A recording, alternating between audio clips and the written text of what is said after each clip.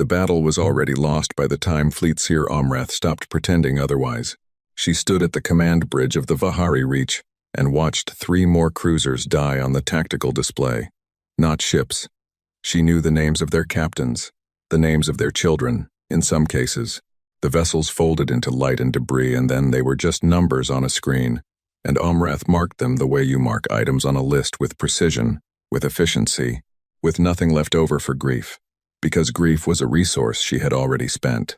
The gas giant Marith, 7 hung below them, massive and indifferent, its amber storms churning in slow, violent spirals that had nothing to do with the war being fought in its orbit. 400 ships. Against the Ascendancy's advance fleet of 3,000, the math was not complicated. It did not require a Fleet Seer's training to read. It required only the willingness to look at it and not look away. She did not look away. "Hull breach on deck 7 through 9, said Navigator Sevi, her voice flat and professional in the way of someone who had been flat and professional for 11 hours straight and had made it a point of pride. "Sealing now. We've lost 23 crew in that section." "Noted," Omrath said. What remained of the Vahari fleet held position at the orbital threshold, the agreed choke point, the place where 3 species had promised each other they would stand. The Thessid held the left flank. The Oron held the right. Both flanks had been bleeding for 6 hours. The Ascendancy didn't rush. That was the part Omrath found most insulting. They didn't need to. They advanced the way a tide advances, not in anger, not in hurry, but in the patient certainty of something that knows where the shore is and understands physics well enough not to worry about the outcome. Water doesn't hate the shore. It just arrives. She picked up her command stylus, set it down. On the tactical display, the Thessid Third Fleet was engaging an Ascendancy wedge formation 3,000 kilometers off the port side. The Thessid were good, fast ships, clever captains, a doctrine built on speed and repositioning, on being somewhere else before the fire arrived. She had fought beside them for 4 years. She knew their fleet commander's voice the way you know a colleague's breathing by its rhythm and its changes. She watched them fight. She watched. And she did not let herself watch too long, because there was nothing she could do with watching except carry it, and she was already carrying enough. Fleet Seer. It was Lieutenant Caravan, the youngest officer on the bridge, 26 years old, from an agricultural moon. He had a way of saying her title that made it sound like a question, like he was checking to see if she was still there, still standing, still the thing he needed her to be. "Should we attempt contact with?" "No," Omrath said. He understood. They had all understood for hours, but the young ones needed to ask. She didn't hold it against him. The Mutual Defense Accord had been signed 14 years ago, on a neutral station that no longer existed, destroyed in the Ascendancy's 3rd expansion push. 42 species. One promise, carved above the entrance of the Coalition's primary assembly hall in 67 languages, repeated at every summit, broadcast to every new world that asked to join. An attack on any is an attack on all. 42 species. 23 had already fallen to the Ascendancy. 6 more were too far to reach this battle before it ended. 12 were watching from a careful distance and calling it neutrality, with expressions that couldn't quite hold the word without flinching. And Earth. "Any response from the Earth Embassy?" Omrath asked. Sevi didn't look up from her station. "No, Fleet Seer. Last confirmed contact with Earth's representatives was 9 days ago. The signal has been..." She stopped. The pause was not a technical problem. It was the pause of someone choosing words carefully in the presence of something uncomfortable. "There is no response." Omrath nodded. Lieutenant Caravan said nothing this time. He had learned faster than she expected. Through the main viewport, a Vahari cruiser tumbled past the Hessa's Promise. She recognized it by the distinctive blue markings on the forward hull, the color of deep ocean, the color they painted on every ship commissioned from the Vasi yards. The drive core was dark. The running lights were out. It moved on the slow trajectory of something that had become an object rather than a vessel, turning gently on its side, like a creature settling into sleep. She had attended the commissioning ceremony for that ship 11 years ago. She had danced at the captain's wedding the following spring. She had held that captain's daughter at her naming ceremony, a small, furious child who had grabbed Omrath's ceremonial hair braids with both fists and refused, absolutely refused, to let go. And everyone had laughed, and the captain had apologized, And Omrath had said don't, because it was the most alive she had felt in months. A tiny hand holding on for no reason, except stubbornness. She watched the Hessa's promise turn in the dark. She picked up her stylus, set it down. The Ascendancy's second wave is entering sensor range, Sevi said. ETA, to engagement distance, 40 minutes. Omrath closed her eyes, opened them. Full casualty report, all 3 fleets. Sevi compiled it in silence, sent it to Omrath's personal display. Omrath looked at the numbers. She had expected them to be bad. They were past bad. They were the kind of numbers that stop being numbers partway through, that become instead a weight, a temperature, a specific quality of silence you carry differently than you carry other silences. The Thessid Third Fleet designation showed at the bottom of the report. Current status, not responding. She looked at that for a long time. Then she called Vensura. The Thessid ambassador appeared on the secondary screen, looking like she had been awake for 2 days, running on something that wasn't quite sleep and wasn't quite anything else. She was young by Thessid standards, which meant she was young by any standard. Sharp face, sharp eyes. The particular kind of angry that had been running so long it had settled into something that looked like a resting state but wasn't. The way a fire looks like embers right before it takes something. You saw the Third Fleet's status, Vensura said. Yes. Then you know what I'm about to say. You're not going to say it, Omrath said. Because saying it doesn't change the numbers. Vensura's jaw tightened. Something crossed her face that Omrath had no Vahari word for. You want to talk about the broadcast? Yes. A final record. The words came out flat and hard. So someone can find it in 100 years and feel bad. So that what happened here is preserved accurately, Omrath said. Someone else will fight this war after we are gone. They should know what we held, and for how long. Vensura was quiet for a moment. Outside the screen, behind her, Omrath could hear the noise of the Thessid command ship, the constant low sound of a vessel under sustained fire. The machinery of survival running at its limit. And you want the record to reflect that we asked for help, Vensura said. And it didn't come. Omrath said nothing. Fine, Vensura said. Call the other commanders. I'll be there. The meeting took place in what had been the Vahari Reach's war room. It was also, now, the field hospital overflow and the temporary housing for 63 survivors from the Marith Station evacuation, because rooms had stopped having single purposes somewhere around hour 4. Someone had moved the worst of the medical equipment to the walls.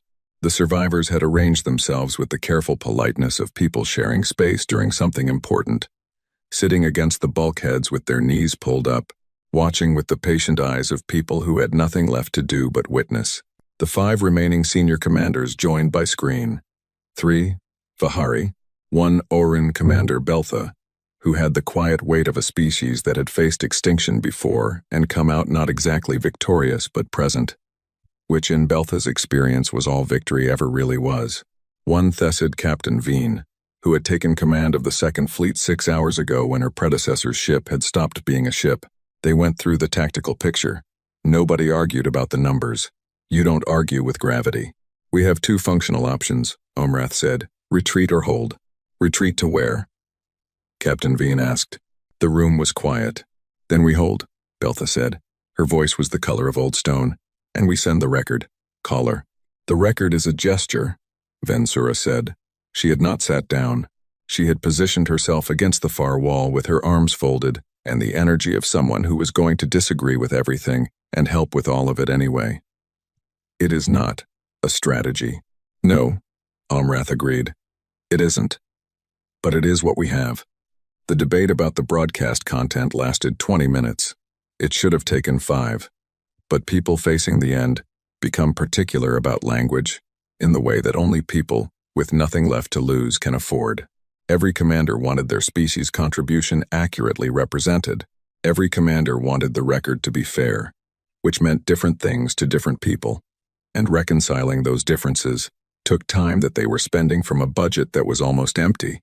In the end, they drafted something that said what happened, named every ship lost, named every species that stood at Marith, 7, and stated clearly, and without self-pity, that a request had gone out for reinforcement under the terms of the accord, and that no reinforcement had arrived. Vensura read the final draft, read it a second time, said nothing for a moment, Then she took the document and added one line to the bottom. Omrath read the line. Looked at Vensura. Vensura met her eyes and did not apologize. Omrath left the line in. They sent the broadcast at the 40-minute mark, exactly as the Ascendancy's second wave settled into range. It went out on all channels, tight beam and widespread both, aimed at the Coalition's primary relay network, and at Earth's last confirmed coordinates, and at the open deep space frequencies that anyone with a receiver could catch. A record in 17 languages with full translation packets attached. What happened at Marith? 7. How long they held. How many were lost. Who stood. Who didn't. On the tactical display, the second wave arranged itself with the patience of something that had done this before and never found it interesting. They were organizing, taking position, not rushing. There was no rush necessary, and they knew it. Incoming fire, Sivi said. All stations brace. The Vahari Reach shook. Omrath held the edge of the command console. Her hands were perfectly steady. She was aware of this the way you are aware of your own heartbeat when someone points it out. The Oran fleet on the right flank took 2 heavy hits almost simultaneously. Commander Beltha's voice came through on the command channel, still steady, issuing orders to redistribute shield coverage to the damaged sectors. The Thessid Second Fleet was pulling a flanking move that was elegant by any measure, fast, precise, the kind of thing you only manage when the people flying those ships are very good and very angry and operating at the edge of what's possible. It wasn't going to be enough. Omrath knew that. Beltha knew it. Vensura knew it. They were all doing what they were doing anyway. Lieutenant Caravan was cycling through the long-range sensor feeds, his hands moving across the display with the automatic focus of someone who had run out of things to be afraid of and replaced the fear with pure function. He stopped. Fleetseer. His voice had something in it she hadn't heard from him all day. Deep-range telemetry is picking up an anomaly. Outer system marker. Close. Omrath crossed to his station. On the long-range display, buried in the noise of the battle's electromagnetic signature and the background radiation of the gas giant and the debris fields that had been accumulating for 11 hours, there was something, a field of objects, spread across a wide front, 14 hours out at the telemetry delay, which meant the signal she was reading now was 14 hours old. What she was seeing had already happened. The question was what it was. She studied the read. Objects moving in formation, except formation wasn't right because the spread was too wide, and the mass signatures were large, very large, and the vectors were wrong, not drifting, not carried by the battle's wake or the gravity well's pull, moving, with direction, with intention, against the current of the engagement, toward them. Get me a full analysis on those mass signatures, Omrath said, quietly. Sevi was already on it. She worked for 30 seconds, which was a long time for Sevi. I'm having trouble with classification, she said. The masses are. She stopped. Started again. They're large, Fleetseer. Individually large. And there are. She stopped again. Sevi. I am counting, Sevi said. And I'm going to tell you the number. And I want you to understand that I have checked it twice and I believe it is correct. She looked up from her display. It is not a small number. The Vahari Reach shook hard a direct hit, somewhere in the rear quarter. The whole ship groaning with it, the lights dipping briefly before coming back. Somewhere behind Omrath a piece of ceiling panel fell and someone swore. She was still looking at the long-range display. Objects moving against the current, toward them. A number that Sevi needed to qualify before she said it. Omrath did not think about hope. She had not budgeted for hope. She had budgeted for the record to go out and for them to hold as long as physics allowed, and for the next people who fought this war to know what happened at Marith. 7. She had not budgeted for a field of large objects moving against the current. The IFF transponders, Omrath said. Are they close enough for transponder read? Sevi checked. Checked again. At this range, the signal is 14 hours old, Fleetseer. Whatever I read from the transponders, it tells us what was there 14 hours ago. Not what. Read them. Sevi read them. She went very still. Fleetseer, she said, and her voice was flat again, professionally flat, but it was a different kind of flat now, the kind that is flat because it is working very hard to stay that way. I'm reading Earth Fleet IFF signatures. Multiple. She cleared her throat. I am reading many. Omrath looked at the display. The Vahari Reach shook again. She looked at the display. Lieutenant Caravan had gone completely silent. The bridge had gone a specific kind of quiet that was not the quiet of defeat, not the quiet of people saving their breath, but the quiet of people suddenly holding something they had not expected to be holding, and not knowing yet what it weighed. "How old is that signal?" Omrath asked. 14 hours. Then they are already closer than this. Sevi did not answer, because there was no answer to give. Omrath was correct. Whatever the telemetry was showing her, it was 14 hours behind the truth. The truth was somewhere closer, somewhere Omrath's sensors couldn't yet reach, somewhere moving through the dark with a heading and a speed, and a number that Sevi had needed to count twice. On the tactical display, the Ascendancy's second wave continued its advance. Patient, unhurried. Moving the way a tide moves, Omrath picked up her stylus. This time, she did not set it down. She began writing orders for a repositioning of what remained of the fleet, not a retreat, not a final charge, but a specific kind of patience, a holding pattern, a buying of minutes that she had not been buying an hour ago because she had not seen a reason to. She had a reason now. She did not say it out loud. She did not name it. She had been a fleet seer for 30 years, and she knew the cost of naming things too early. The way hope, spoken aloud, becomes a liability before it becomes a fact. But her hands were still steady on the console, and for the first time in 11 hours, she was not counting what remained. She was counting minutes. Vensura had stopped counting the dead somewhere around hour 7, not because the numbers stopped mattering. They mattered. Every number was a name, and every name was a ship, and every ship was full of people who had gotten up that morning and eaten breakfast, and argued with their crewmates about small, stupid things, and now they were debris. The numbers mattered enormously. She stopped counting because she only had so much of herself, and if she kept giving pieces of it to the numbers, there would be nothing left to do the work that still needed doing. So she stopped counting, and she kept working, and she told herself she would count again later, when later was a thing that existed. She stood at the back of the Vahari Reach's war room and watched Omrath run the joint commander meeting with the precision of someone who had already finished grieving and moved on to logistics. Vensura respected that. She did not share it. She was not built for that particular kind of calm. She was built for the other thing, the hot, efficient fury that kept your hands moving and your mind sharp and your mouth saying useful things even when every useful thing felt like screaming into a wall. The 5 commanders went through the numbers. The numbers were what they were. Nobody argued. 2 options, Omrath said. Retreat or hold.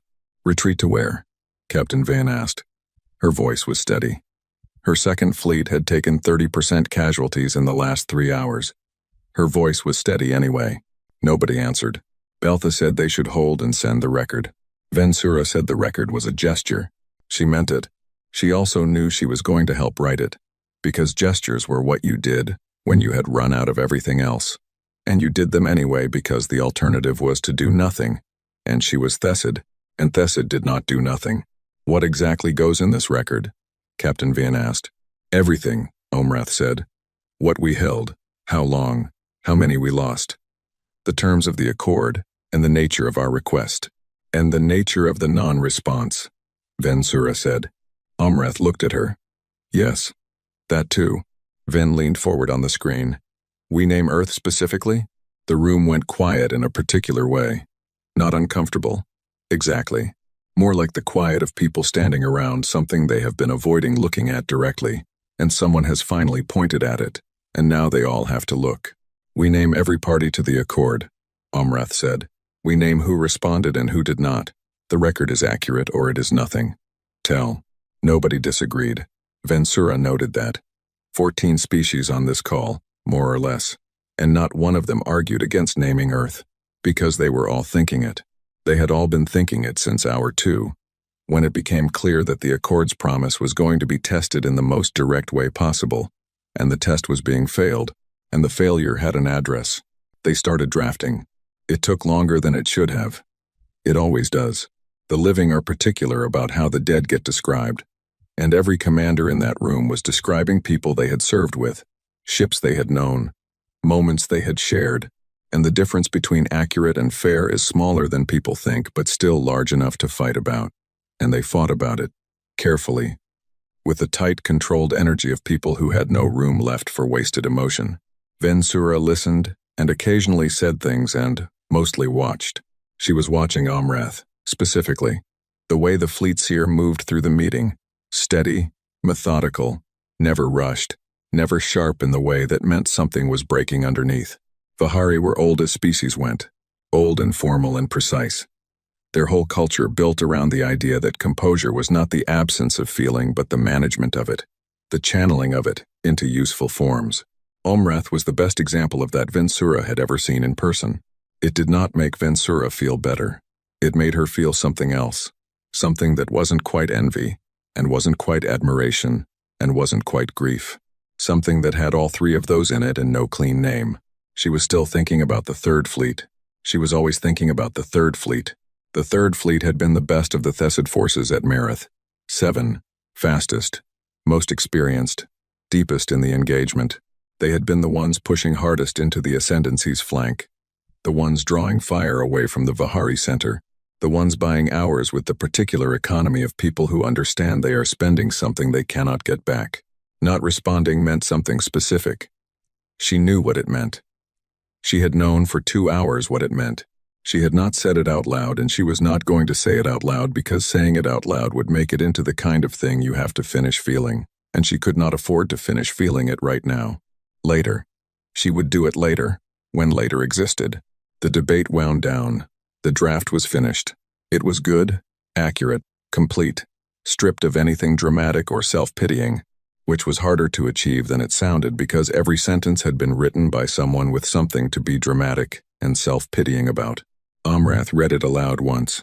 Let it sit. Does anyone want to add or change anything? The commanders were quiet.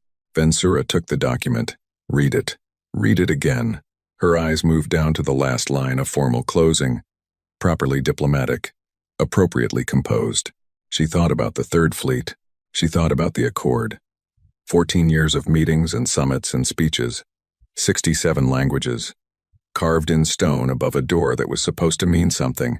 She thought about the people who had signed it and shaken hands and believed they were building something real, something that would hold when it needed to hold. She thought about her captain's wedding ring on his hand in the morning briefings, the one she had teased him about because he always touched it when he was nervous, the small unconscious gesture of a man who had something to come home to. She thought about whether that ring was debris now. She added a line to the bottom of the document. Omrath read it. The fleet seer's expression did not change. Her eyes came up and found Vensura's. Vensura did not apologize. Omrath included the line. They sent it at the 40-minute mark.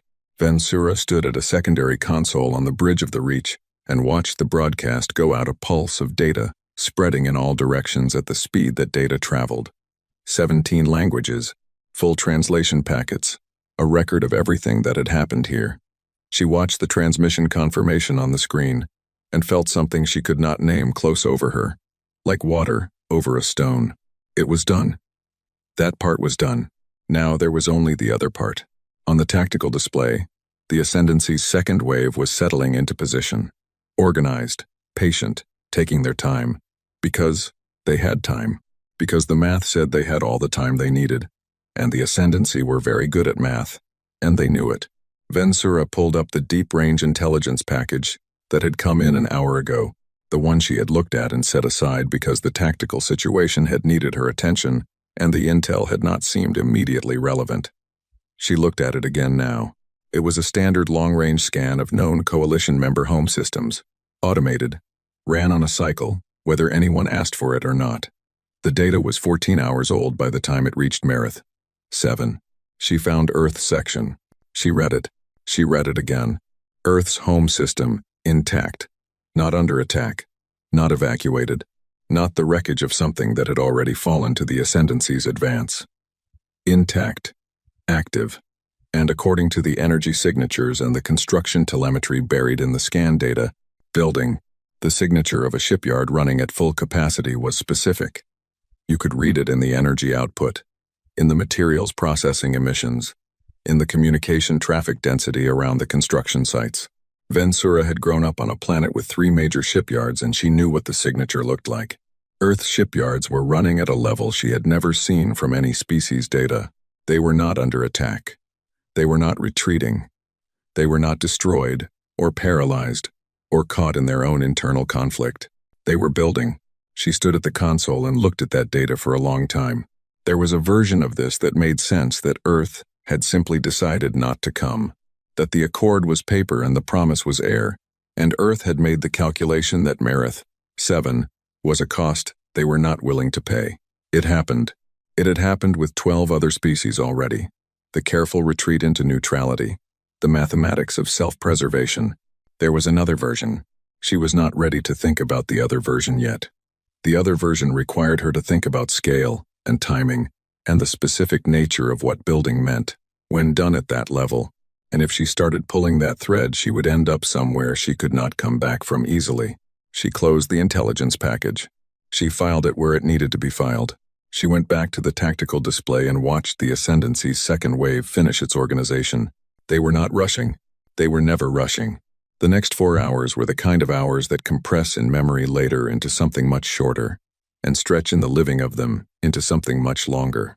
Vensura moved between stations, ran analysis, relayed targeting data to the Thessid Second Fleet, argued twice with an Oran tactical officer about shield rotation sequences and was right both times, and drank something from a container she had found on a console that tasted like it had been made for a completely different species, but contained enough stimulant to keep her mind where it needed to be. The Coalition's lines held. Not comfortably, not well, but they held, in the way that something can hold when the people doing the holding have made a specific internal decision about how this ends for them, and that decision is made not from hope but from something harder and quieter, something you don't have a clean word for in most languages. The Ascendancy pushed. The Coalition pushed back. Ships died on both sides, but the exchange rate was wrong, always wrong. Always the Coalition paying more per hour than the Ascendancy, a slow bleed that had one ending, and everyone on both sides of the engagement knew what it was. Vensura ran the numbers in her head during a brief lull in the third hour. She ran them correctly. She put them away. Ladder. She was on the secondary bridge, a backup command space, lower on the ship, closer to the hull, where you could sometimes hear the sound of weapons impacts traveling through the metal, if the hit was close enough. When the sensor officer on duty sat up very straight, Vensura noticed. A sensor officer sitting up straight in the middle of a battle was a specific signal. "What is it?" she asked. The officer, young Vihari, the specific kind of compose that was holding by its fingernails, turned to her. "I'm reading something on deep range. Advisor.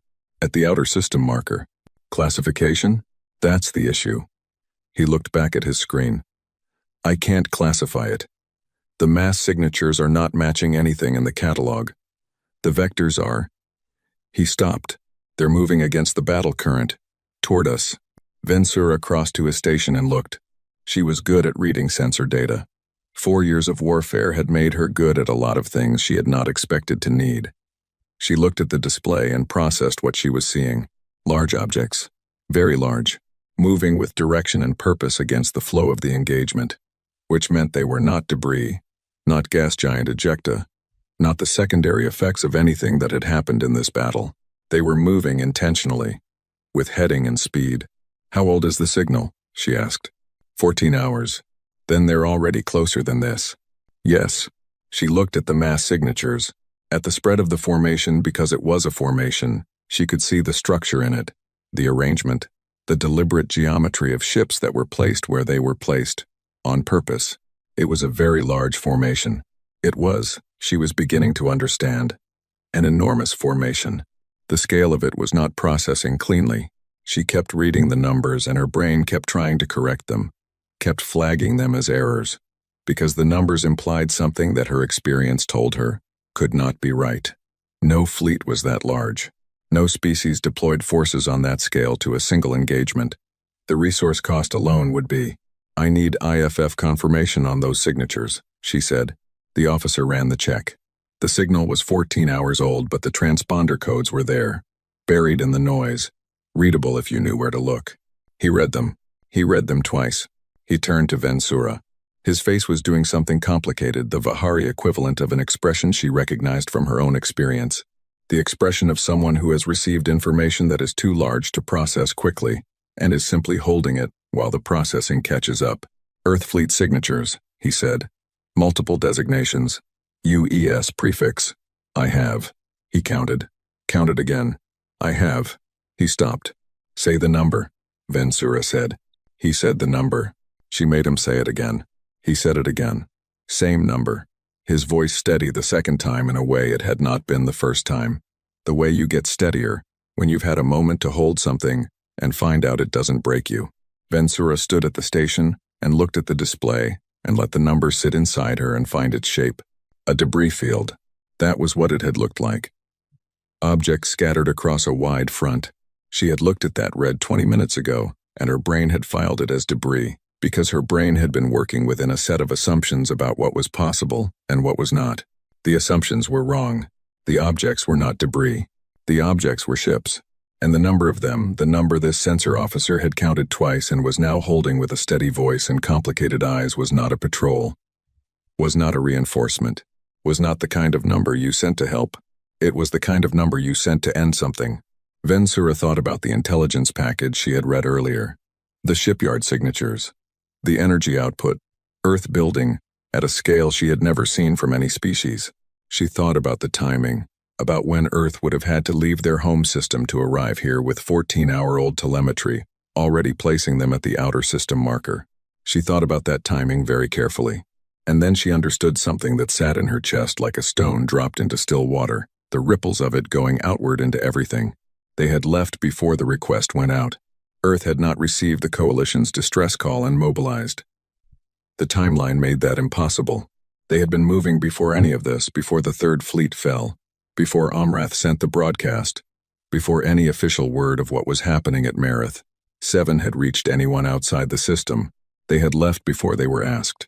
Vensura stood at the console and did not speak.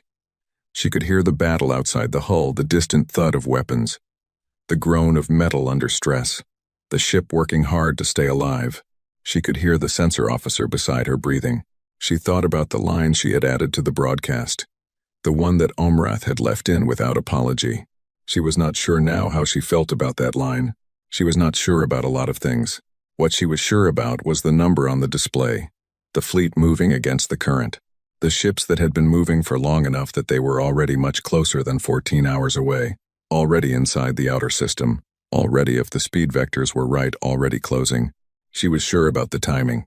They left before they were asked. She did not say it out loud. She pressed it down into the place where she kept the other things she was holding for later, added it to the weight she was carrying, and turned back to the tactical display where the battle was still happening and still needed her to be useful.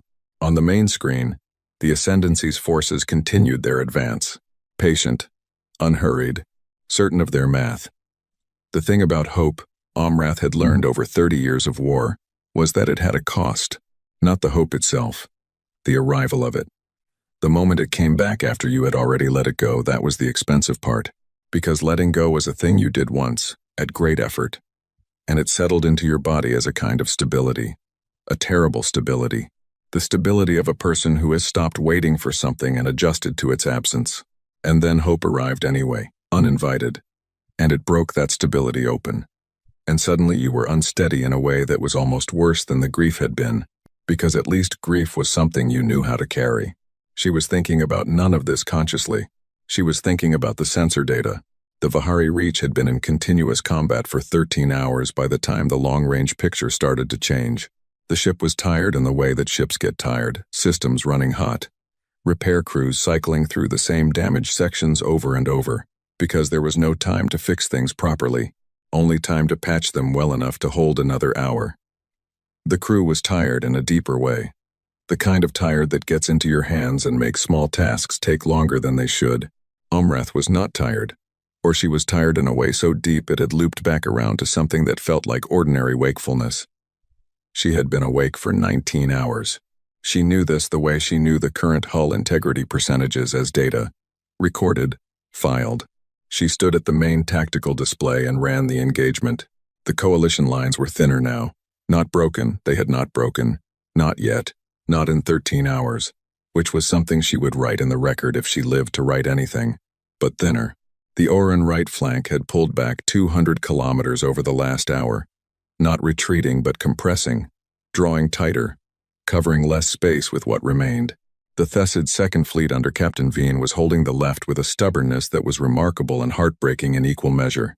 The Vahari center held because Omrath was in it, and she had not given it permission to do otherwise. The ascendancy was still not rushing. She hated them for that, specifically for that, more than for anything else. The patience of it, the absolute confidence of a force that understood the math and trusted the math, and felt no need to hurry because the math was not going anywhere. Long-range sensor sweep updating, said Sevi from her station. Her voice was back to its professional flatness. It had been flat and professional and steady for 13 hours, and Omrath intended to tell her, when this was over, that this was the finest piece of work she had ever witnessed, from any officer, on any bridge. Outer system marker is showing the anomaly is closer. How much closer? Significantly. Sevi worked at her console. The previous red placed them at the outer marker, 14 hours ago. The current red, she stopped, worked. They are moving very fast, Fleetseer. Show me. The display updated. Omrath looked at it. The field of objects had been spread wide in the earlier red a broad front, like a net cast across a large section of space. Now, with the closer red, the picture was different. Still wide, still a front, but the individual signatures were cleaner now, less like background noise, more like she searched for the right word, more like intent. Classification is still difficult, Sevi said carefully. The mass signatures they are larger than my catalog has good reference data for. I am cross-checking against all known fleet vessel classifications. She paused. I am not finding good matches. What is the closest match? Capital class, significantly above standard capital class. She paused again. Some signatures are reading larger than anything in the catalog. I believe I am reading them wrong. I am running the calculation again. Omrath waited. I am not reading them wrong, Sevi said. Her voice had not changed. It was still flat and professional, but it was a different kind of flat now, the flatness of someone pressing down on something with everything they had. Lieutenant Caravan had left his own station and moved 2 steps toward Sevi's without seeming to notice he was doing it. He was looking at her display from behind her. Omrath watched him look at it, watched his face. His face did something she would remember for a long time. IFF transponder read, Omrath said. Full sweep. Running. The bridge was quiet. Outside, always the constant the battle continued. Weapons hitting hull. Power systems compensating. The machinery of survival doing what it did. Inside, quiet. The transponder sweep took 40 seconds. When it came back, Sevi looked at it for a full 4 seconds, which was not how Sevi operated, which was not a thing Sevi did, because Sevi processed data and reported it and did not sit with it. 4 seconds was an enormous amount of time for Sevi to spend sitting with anything. Earth fleet designations, she said. UES prefix. Multiple vessels. She was reading down the list. Her voice was very flat. Very, very flat. UES inexorable. UES first principle. UES dawnbreaker. UES long memory. She kept reading.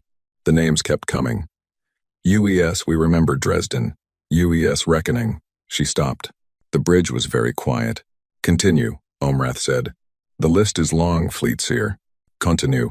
Sevi continued. The names came out one at a time, each one landing in the silence of the bridge and sitting there.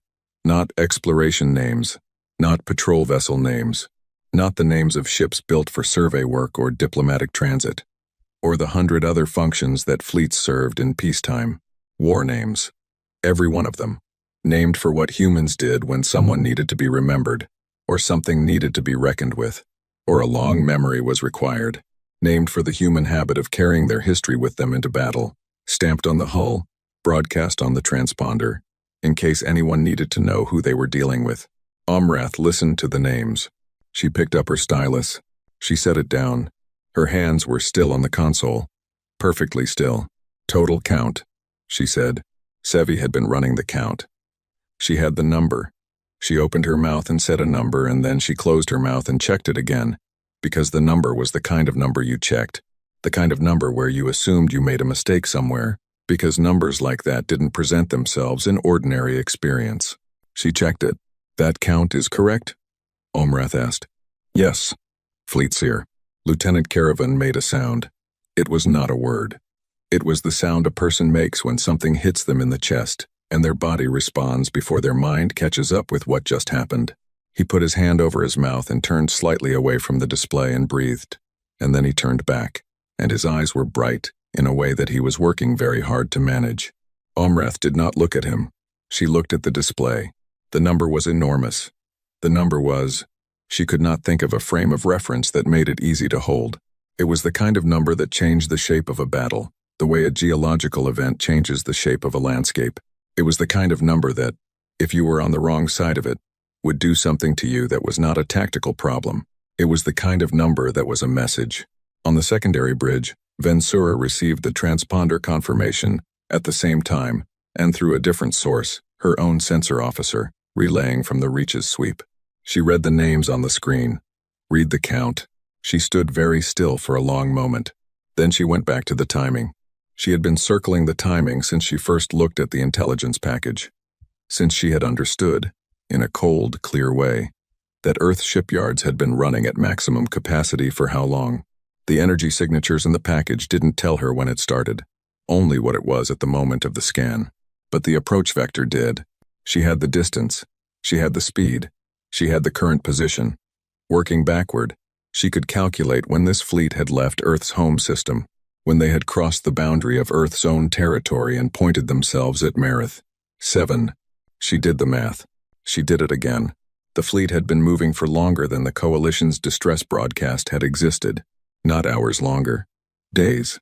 Earth had been moving toward Marith, 7 before Omrath sent the record. Before Vensura added her line to the bottom of it. Before the Thessid Third Fleet fell and before the Oran right flank started compressing, and before any communication from this battle had reached anywhere outside this system. They had not received a call and responded. They had looked at something, the intelligence, the war map, the trajectory of the Ascendancy's advance. Something, and they had made a decision, without being asked. And the decision was, this fleet and this number and these names, and they had been moving for days. Vensura stood at her console. She thought about the line she had added to the broadcast, the one she had not apologized for, the one that said, clearly, and without diplomatic softening, exactly what she thought about promises that came apart when they were tested. She did not regret it. She also did not know, right now, what to do with it. She filed it in the place where she was keeping the other things she did not know what to do with yet, and she turned back to the tactical display, and she waited. On the main bridge, Omrath watched the Ascendancy. She had been watching the Ascendancy for 13 hours and she knew how they moved. She knew the rhythm of their formations, the geometry of their tactics, the pace at which they made decisions and executed them. They were not a fast-thinking force. They were a powerful one. They thought carefully, and they acted with certainty, and they did not change their plans, because the math supported the plans, and the math was sound. They were changing their plans. It was small at first. A shift in the vanguard's formation, a tightening, a pulling back of the forward elements that had been pushing into the Vihari center. Not a retreat, a reassessment. The Ascendancy running new calculations. They've picked up the incoming fleet, Savi said. Yes, their long-range capability is at least as good as ours. Probably better. Sevi was quiet for a moment. They know the count. Yes, on the display, the Ascendancy's careful, patient, unhurried advance had developed a quality it had not had 10 minutes ago. It was subtle. You had to know what you were looking at. But Omrath had been watching them for 13 hours. She knew what she was looking at. The Tide had noticed something. The comms channel opened. It came in on a broad frequency, not targeted, not encrypted, not a private communication between commanders. Wide open. The kind of broadcast you made when you didn't care who heard you. When the content of the message was partly the fact of its transmission, the confidence of speaking loudly in a crowded room, Earth Fleet designation. Authenticated. The signal was strong now, much stronger than the 14-hour ghost they had been reading off the telemetry. Strong and clear and close. The translation AI processed it in less than a second. English, to Vihari standard. Flagged for the bridge. Omrath read it. She read it again. 4 words. We've got it now. That was all. No tactical communication, no request for position data or damage reports or strategic coordination, no formal announcement, no ceremony. 4 words. We've got it now. Omrath stood at the command console of the Vahari Reach in the wreckage of a 13-hour battle, with hull breaches on 4 decks and 20% of her crew dead, and the tactical display still showing the Ascendancy's forces ahead of her. And she read 4 words on a screen. Her hands were on the console. They were not moving. They were, for the first time in 13 hours, completely still. Not because she had stopped working, not because there was nothing left to do, but because something had happened in her chest that was not grief, and was not relief, and was not joy, and was not any of the emotions she had words for. Something that was all of those and none of them, and too large to fit into any single name. The Ascendancy's vanguard had pulled back another 300 kilometers. The broad front of the Earth fleet was now visible on the main sensors, not a ghost, not a telemetry echo, but a real-time read. Ships, an enormous number of ships, moving fast. Moving with the specific geometry of something that knew exactly where it was going and had been knowing it for days. Lieutenant Caravan was crying, quietly, with his back to most of the bridge, his shoulders held carefully still, not making a sound. Omrath saw it, and did not say anything, and did not look away. She let him have it.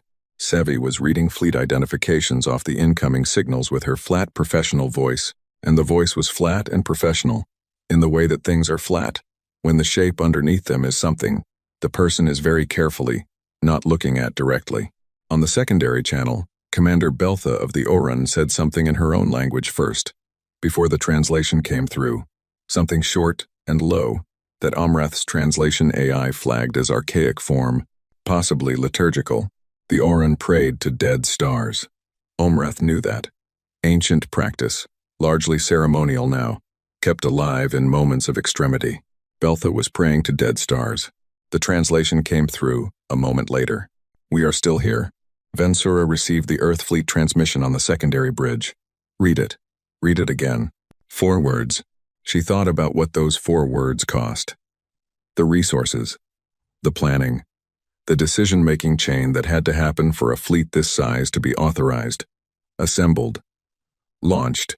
The calculation someone had made, not a fleet seer, but whoever Earth's equivalent, was looking at the war map and the trajectory of the Ascendancy's advance, and deciding, without being asked, to move. They left before they were asked. She kept coming back to that. The line she had added to the broadcast sat in her head. It was accurate. It had been accurate when she wrote it. Every word of it was still true. The accord had been tested, and the response had been what? Late? Early? The timing was too strange to fit into a clean narrative about failure or redemption. They had not come because the accord required it. They had come because they had already decided to come, before anyone told them they needed to. That was a different thing. She was not sure yet what kind of different thing it was. The question was too large for the moment. She pressed it down into the collection of large questions she was carrying and focused on the display, where the Ascendancy's once certain advance had developed a new and different quality.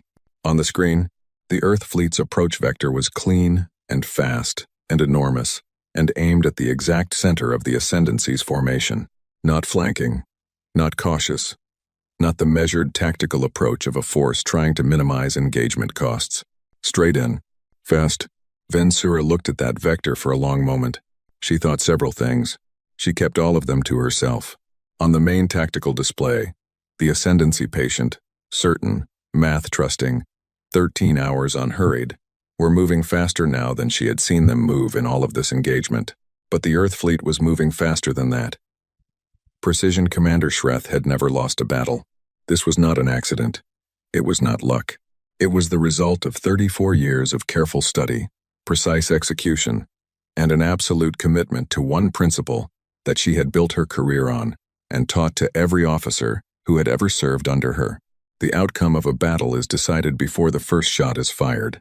Every engagement was a mathematical problem. You assessed your forces and the enemy's forces. You ran the variables positioning, speed, weapon range, shield capacity, crew quality, supply lines, the dozen other factors that fed into the calculation. You solved for the most probable outcome, and then you executed against that outcome with discipline and patience and the kind of steady nerve that came from trusting the numbers. The numbers had never been wrong. She stood at the command center of the Ascendancy, absolute flagship of the Marith. 7 engagement, 9 kilometers of the most advanced weapons platform her people had ever built. and she ran the numbers on the incoming fleet. She ran them correctly. She ran them 3 times to be certain.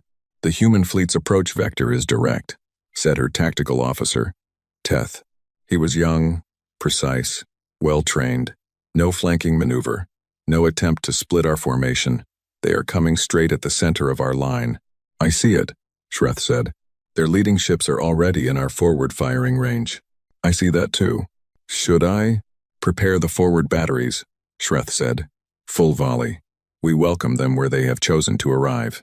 Teth moved to execute. Shreth looked at the numbers again. The human fleet was large. She had adjusted for that, fed the count into the calculation, rebalanced the variables, run the outcome again. The outcome had changed, not beyond recognition, but it had changed. The engagement would cost more than she had planned. The timeline would extend, but the conclusion was the same. The conclusion was always the same when the math was done correctly. She was certain of this. She would understand later. Exactly the wrong kind of certain. The first volley from the Ascendancy's forward line hit the leading human ships at full power. It was a good volley. Clean, disciplined, precisely timed across the full width of the formation. The way you hit an incoming force when you have range advantage and you intend to use it. The damage reports came back within seconds. Significant. Several human vessels destroyed. More damaged, some heavily. Shield systems on the leading ships reading critical levels. Shreth looked at the numbers, adjusted for the losses, ran the calculation. She waited for the humans to respond. They responded by going faster. She looked at the tactical display. The damaged ships, the ones with critical shields, the ones with visible hull damage, the ones that, by every doctrine of every spacefaring species she had ever fought, should be pulling back to a defensive position, while the undamaged ships covered them, were not pulling back. They were going faster. "Their damaged vessels are not retreating," Teth said. He said it. The way you say something, you can see clearly and understand completely, but that still refuses to feel real. "I see it. Their shields on the forward 3 cruisers are at..." "I see the readings, Teth." She looked at them. She understood what the readings said. The readings said that those ships were going to take the next volley with shields that could not adequately absorb it, and they were going to take it anyway, and they were going to keep going. She ran the calculation. This should not change the outcome. It should only change the cost specifically, the human cost, which was, by any rational measure, about to be enormous. You did not charge into a superior force with damaged shields, because the math on that scenario had one answer, and it was the kind of answer you did not come back from. "Second volley," she said. "Same targets. Finish the damaged ships before they close." The volley fired. The humans did not slow down. What she noticed first was the adjustments.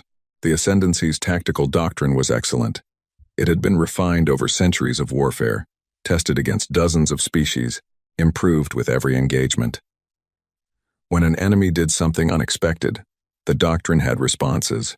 When the responses were executed cleanly, the enemy's unexpected thing stopped being a problem and became just another variable to be managed. The humans did something unexpected. Shreth executed the response. The humans did something else. She executed the response to that. The humans adjusted. She looked at the timestamps on the exchange. The humans were adjusting faster than her doctrine allowed for. Not by a small amount. The gap between a human tactical shift and her counter-response was getting wider with each exchange, not smaller. She was always one step behind, and the step was growing. "Their formation is not behaving as a single tactical unit," Teth said, with the careful voice of someone reporting something they know will not be welcome.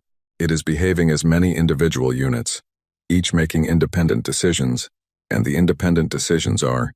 He stopped. "Are what?" "Complementary," he said.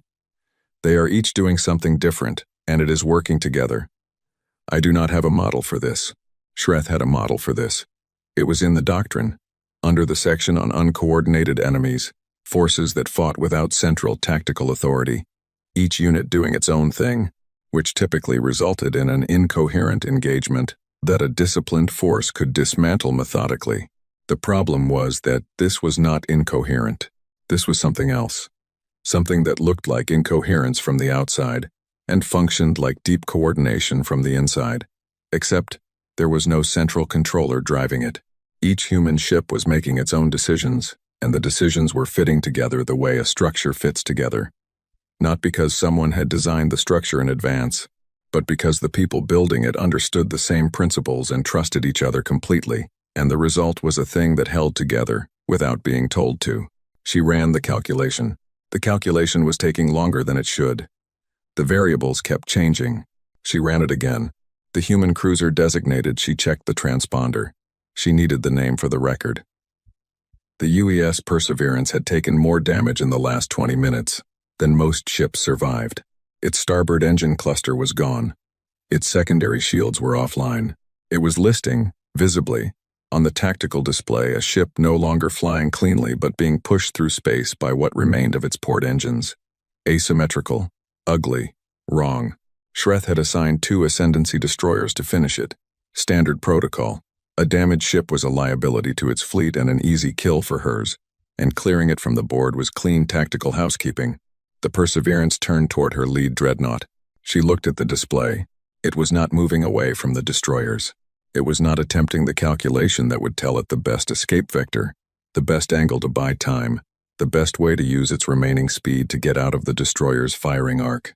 It was pointed at the Rathik Voss, the largest ship in her forward line, 900,000 tons of Ascendancy capital ship, and it was going faster.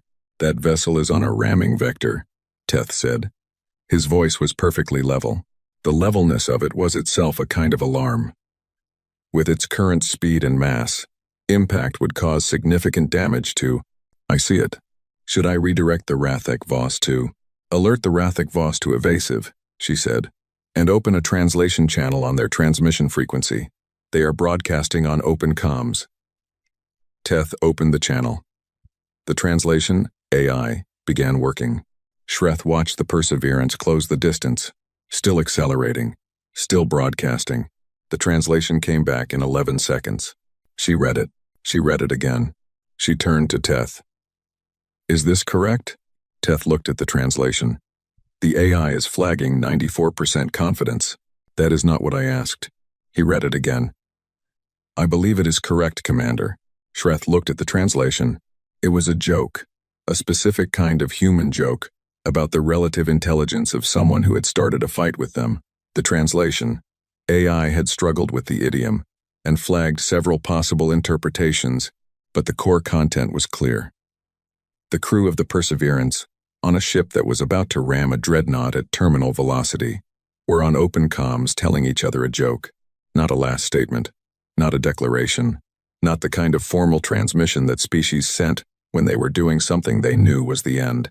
The ceremonial framing of a final act. Yoke. The Rathik Voss had not completed its evasive maneuver in time. The impact registered on every screen, across the entire engagement. Shreth ran the calculation. She ran it carefully. She had all the data, the fleet count, the weapon outputs, the shield readings, the positioning, the human casualty rate so far, which was significant, genuinely significant. The humans were taking real losses. They were not invulnerable. They were not undamaged. They were bleeding as they advanced.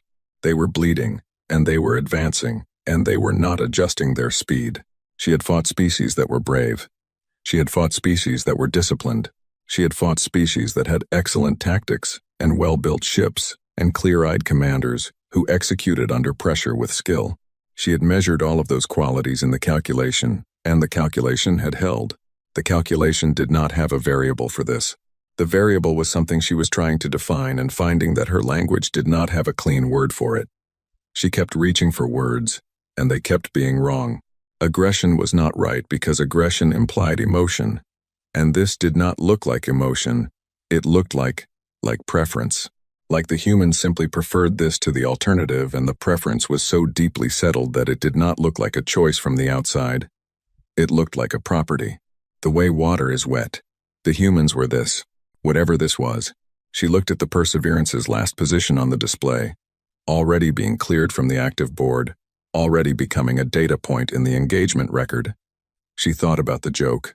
She thought about the crew that had been telling each other a joke at the end, not because they were unaware it was the end, but, she suspected, precisely because they were. She thought about what that meant, what it said about the calculation that she could not complete. Her doctrine assumed, as its foundation, that every species would optimize for its own survival when survival was possible. The entire structure of ascendancy tactics was built on that assumption because it was true. It had always been true. Every species Shreth had ever fought, when facing overwhelming odds, made the same final calculation, the one that led to retreat, or surrender, or the measured sacrifice of a portion to save the whole. The humans were not making that calculation. They were making a different calculation that she could not read from the outside, and the results of it kept producing outcomes her doctrine did not have responses for. Commander, Teth's voice was careful, very careful. The human fleet's center advance is now at, I see the position. Our second line is taking heavy pressure. If they maintain that advance vector, I know what happens if they maintain the advance vector, Teth. She looked at the display. The center of the Ascendancy's formation, the strongest part of it, the place where the largest ships sat behind the forward screen, the place that by any proper calculation was supposed to be safe because nothing broke through to the center of a formation this size. Nothing, not in any engagement she had run in 34 years, was under direct pressure. Not from the sides. Not from a flanking action she had failed to anticipate. From the front, the humans had gone straight in. No flanking, no misdirection, no attempt to find the weak point in the formation and exploit it. They had looked at the center of the strongest fleet she had ever commanded, and they had gone straight at it with everything they had, and the straight line had not stopped, and it had not slowed, and it was not stopping now. They should not be able to do this, Teth said. He was not speaking to her. He was speaking to the display, to the numbers that were not producing the expected answer. The frustration of a well-trained mind meeting a problem it has the wrong tools for. No, Shreth agreed. They should not.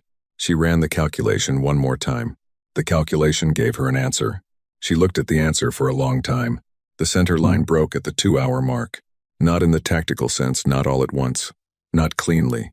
Not the way a formation breaks when it is outmaneuvered or overwhelmed by force. It broke in a different way first. In the way that things break when the people inside them are no longer certain of something they need to be certain of to function. The Ascendancy's forward ships had been in continuous combat with the human fleet for 2 hours. They had taken losses. That was expected. They had been outmaneuvered in ways that were not expected. They had watched the Perseverance ram the Rathic Voss and heard the translation of the open channel broadcast and processed the information that the crew had been telling each other a joke. They were still processing it. The math had always held. The math was the foundation.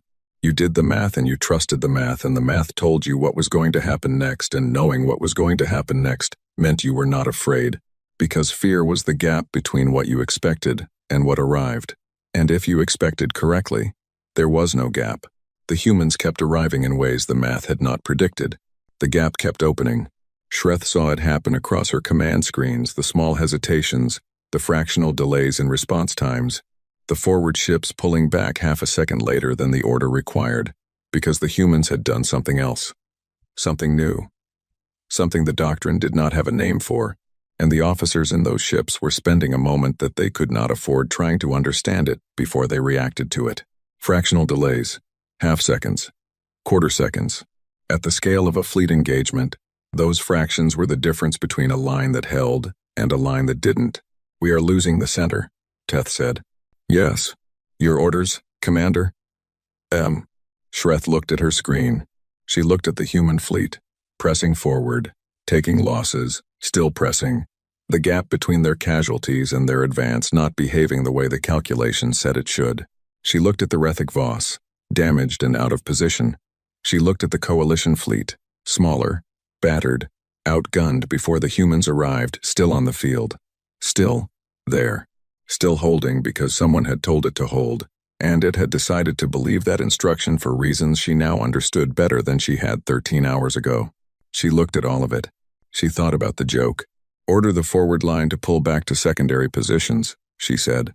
Consolidate around the heavy ships. We will hold at the secondary line and reassess. Teth understood what reassess meant. The word meant something in Ascendancy doctrine. It was the word you used when the calculation had produced an unexpected outcome, and you needed time to run it again with better data. He began issuing the orders. On the display, the Ascendancy's center pulled back. The human fleet followed. Not in the cautious way of an advance that wants to hold its gains. In the way of something that had been going this direction for a long time and did not see a reason to stop. From the Vahari Reach, Omrath watched the ascendancy pull back. She watched it with the careful stillness of someone who does not trust a thing yet, who has been in enough battles to know that the moment you let yourself feel something is often the moment you stop paying attention, and stopping attention is how you die. She watched every movement, noted every position, tracked the human fleet's advance with the precision of a commander who was still working, still thinking, still running the engagement even though the engagement had changed. She was aware, in a distant way, that her hands were shaking. Not much. Not visibly. Probably. To anyone watching from a distance. Just slightly. At the fingertips. The small involuntary tremor of a body that had been running at its absolute limit for 15 hours and was now processing something for which it had not budgeted. She pressed her hands flat against the console. They steadied. On the display, the human fleet named U.S. We Remember Dresden turned into the exposed flank of the Ascendancy's retreating second line and hit it with everything it had. It was, Omrath thought, watching the tactical display, a very clean piece of work. She noted it, filed it, kept watching. The battle ended the way most battles ended, not cleanly, not all at once, but in pieces, the way a fire goes out, one section at a time, until you look up and realize the light has changed. The Ascendancy's rear guard held for 6 hours after the center broke. They were disciplined. Shreth, wherever she was on that flagship, was running her calculations still, finding the line that did not exist, the position that would let the math work again. She bought 6 hours. That was not nothing. Omrath noted it in the record with the precision she gave everything, including the fact that the retreat, when it finally became a retreat, was executed with more order than she had expected. The Ascendancy were not broken. They were recalculating. That was a problem for another day. This day had its own weight. The human fleet pushed the Ascendancy's rear guard out to the system's edge, and then held there, not pursuing beyond the boundary, not overextending, just standing at the threshold in a way that communicated something without needing to say it. Omrath watched that decision and noted it too. Discipline, after a victory, was harder than discipline in a fight. The humans had it. She began the damage assessments. She began the casualty counts. She let herself count again, now that later was a thing that existed. The Vahari Reach had taken 41% hull damage across the engagement. 12 of its decks were partially or fully compromised. Its starboard weapons array was gone. It had lost. She looked at the number, held it, placed it in the record. 214 crew. Names. All of them with names. She would read every one before she slept. If she slept. The coalition's total losses across all three fleets were staggering, not annihilating. They had held. They had not broken. The line had not been lost, but staggering in the way of a number that you know will take a long time to fully understand. The way that some weights you don't feel immediately but find later. In the body. In the weeks that follow. In the quiet moments when the work stops. She filed the numbers. She began the organizational work of a fleet that had survived something enormous and now needed to function again. Supply chains, repair priorities, medical resource distribution, the 100 other tasks that follow a battle and are just as important as the battle and receive far less ceremony. It was 3 hours after the Ascendancy's departure that the request came from the Earth Fleet Command. Formal, properly structured. A request to send a representative aboard the Vahari Reach for the standard post-engagement coordination meeting between Allied commanders. The kind of communication that followed joint operations, the administrative layer that turned a battle into a record, and a record into a foundation for whatever came next. Omrath read the request. She authorized it.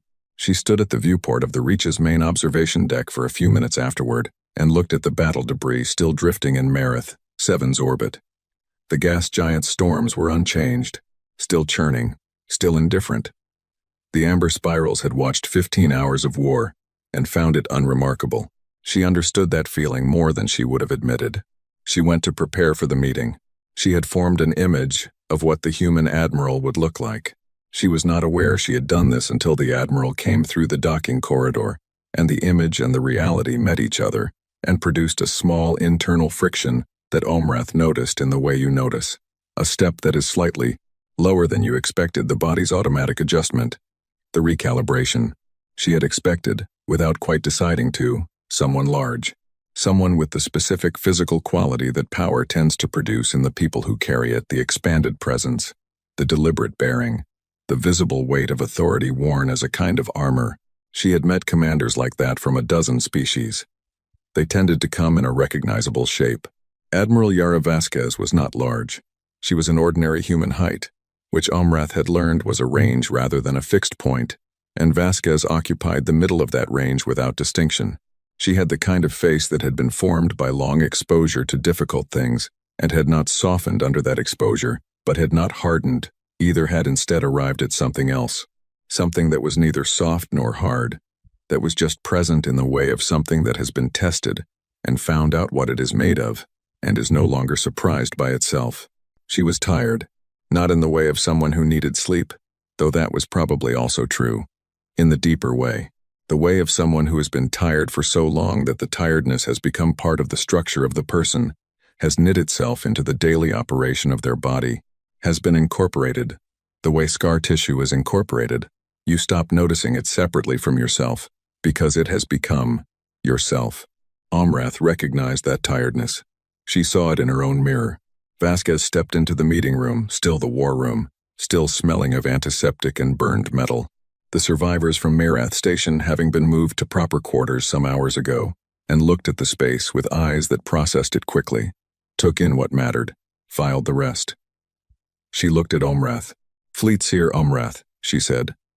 Her Vahari standard was being translated through the room's system, but the translator was good enough to carry tone, and the tone was direct, plain, not ceremonial. "Admiral Vasquez," Omrath said. "Please, sit." They sat. Vensura was in the room. She had inserted herself into it without asking, which was very Vensura, and Omrath had not stopped her, because Vensura had earned the right to be in any room she chose to stand in today. Commander Beltha of the Oran was on screen. Captain Ven. The surviving senior commanders of the Coalition's Merath. 7 engagement. The administrative business was handled first. Vasquez's tactical officer, a compact, efficient man named Reyes, went through the engagement summary, the handover of battle space control, the coordination protocols for the cleanup operation, and the ongoing watch at the system boundary. Omrath's people responded with the equivalent data. It was precise, professional work, and it took 40 minutes, and it was necessary. When it was done, the room had a different quality. The work had been the armor. Now the armor was set aside. Omrath looked at Vasquez. She had been composing the question for several hours. Not the words were simple. The composition was of something underneath the words, the precise calibration of what she was actually asking versus what the words literally said. She had decided, in the end, not to calibrate, to ask it plainly. "I have a question," she said. "It is not a tactical question." "Ask it," Vasquez said. "Why did you come?" Omrath said. "The Accord did not require it. Not at this scale. Not unprompted. You were not asked and you came anyway. I need to understand why." The room was quiet. Vasquez looked at her. Whatever was behind her eyes in that moment, Omrath's translation AI flagged as expression. Unclassifiable cross-referencing. It kept cross-referencing. It did not resolve. Vasquez said something, 2 sentences, brief. The translation came through clean. "Because you were here." That was enough. Omrath sat with that. "Because you were here." That was enough. 4 words the first time, 5 words the second time, 9 words total, for a question that had been building for 15 hours and would take considerably longer to fully answer. She did not ask for more. The instruction was in the answer itself. There was no more. That was the whole of it.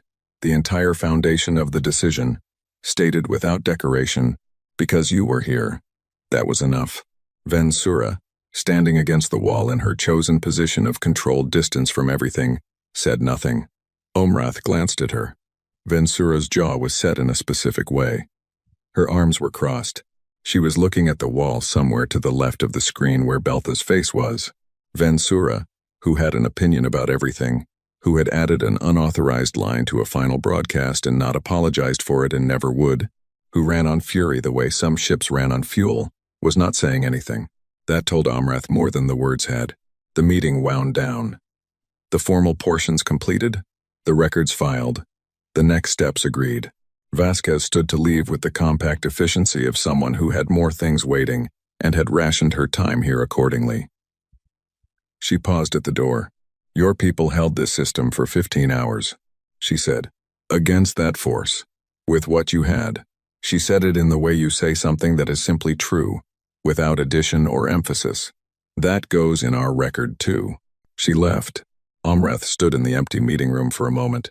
Vensura came to stand beside her, not speaking, just beside her, which was its own kind of communication, from a person who communicated mostly in argument and friction and the occasional unauthorized editorial addition. They stood there together for a moment. You're not going to say it, Amrath said. No, Vensura said. The line you added to the broadcast is still accurate, Vensura said. Everything in it is still true. The accord was tested. The response was not what the accord promised. She paused. It was something else. It was not the thing that was promised. It was a different thing. A larger thing, Amrath said. Vensura was quiet for a moment. I don't know what it was yet, she said. I don't have the word for it. She uncrossed her arms. Let them fall to her sides. I'll find the word eventually. She left. Amrath stayed. She went to the observation deck eventually, because she needed to think, and she thought best with Marith. Seven's amber storms below her, and the debris of the battle still drifting and the strange new shape of the system around her, the coalition's battered fleet, and the enormous presence of the Earth vessels, and the strange, ordinary miracle of a thing that had happened today. There was a viewport section on the lower level of the deck, close to the hull, where you could see across to the external repair work being done on the Reach's damaged sections.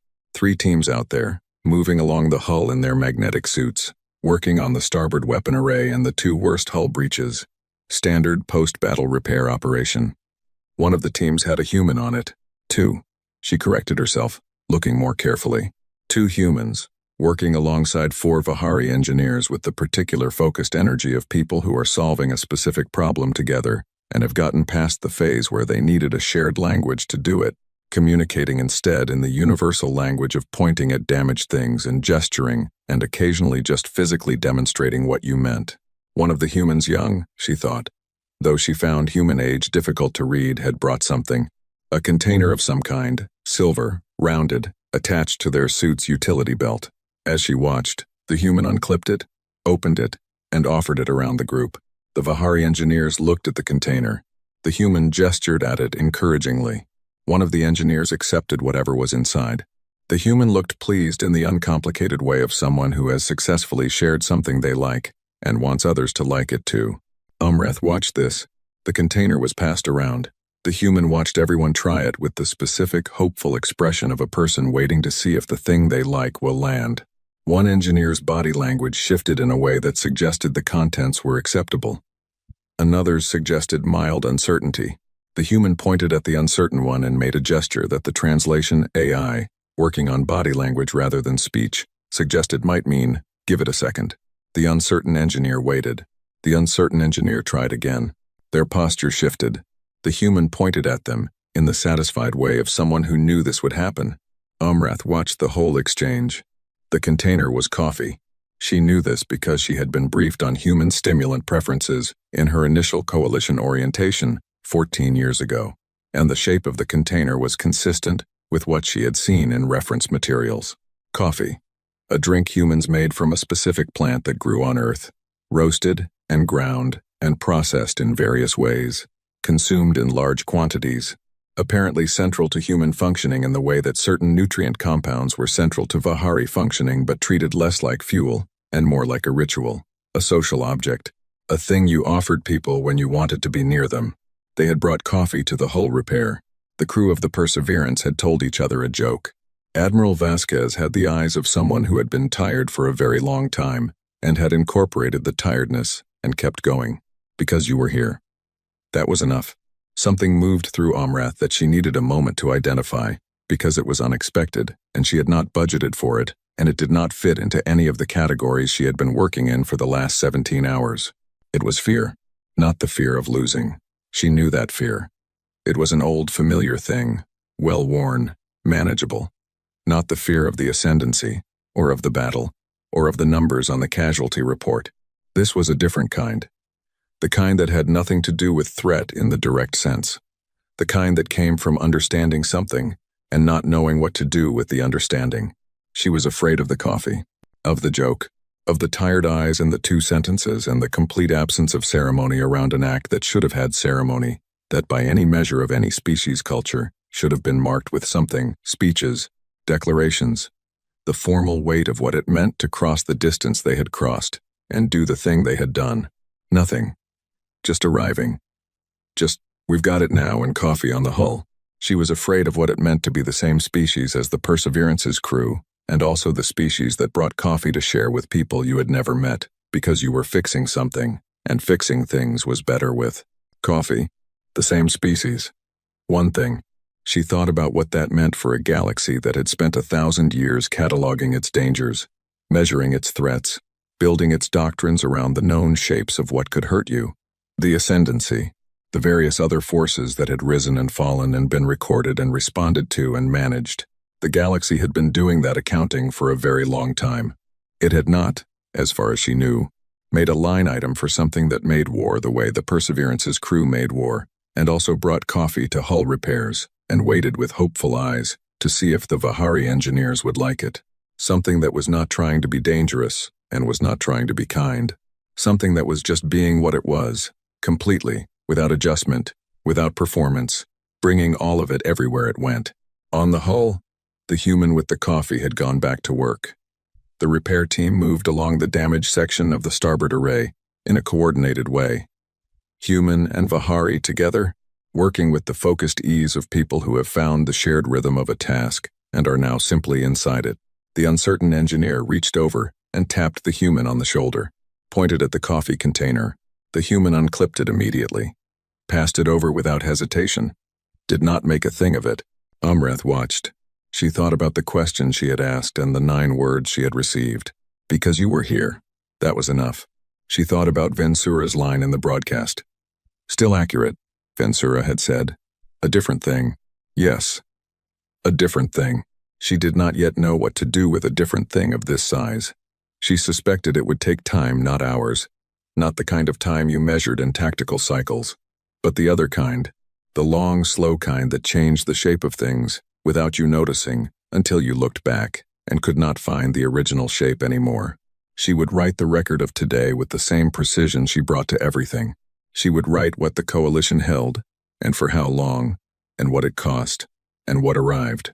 She would write Vasquez's 2 sentences.